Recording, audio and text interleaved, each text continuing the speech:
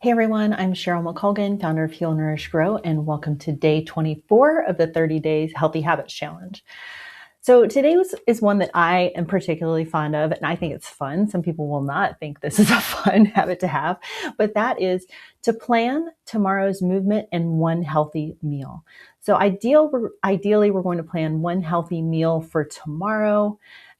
But I will say that if you have a particularly challenging work schedule or this is something that you don't do on a regular basis, you can really plan for that healthy meal just sometime in the next 3 days. But the idea is to plan ahead to figure out what it is, how you're going to make it, what ingredients you need for it, if you need to find a recipe, all that kind of good stuff. And everybody's definition of a healthy meal will vary slightly, obviously, depending on your goals and depending on what that looks like for you. There's all kinds of different dietary practices that anybody might be following, so I'm not prescribing a specific one. Of course, I'm going to say that I would challenge you for whatever it is, to have at least 30 grams of protein in it. And this one healthy meal, you can plan and do it for breakfast, lunch, dinner, whatever that means for you. It's going to be, if you're not used to cooking, I don't want you to plan like a big elaborate thing. Unless that sounds fun to you, then yes, you could do something like that. But it would mean just a nourishing, healthy meal. It doesn't have to be necessarily anything fancy or anything that requires a lot of cooking. It just has to have a plan. So planning reduces friction, reduces decision fatigue later. It might be a decision in the moment that you have to make, but once that is done and once you've already planned for it and gotten the ingredients, you already know what you're having for dinner tomorrow. So that should make everything really easy throughout that next day, not having to worry about that one part of your day. That's already decided.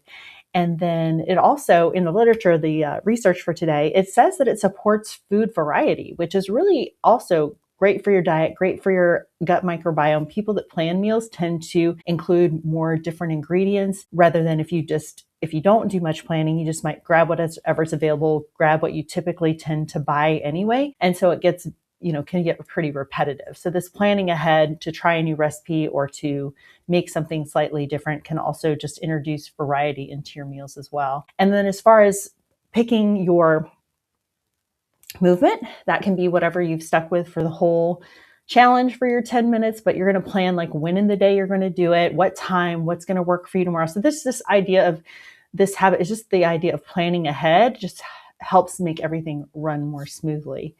And it can be, again, the minimum. It doesn't have to be a ton of cooking. Just make it a healthy, nourishing meal, whatever that means to you.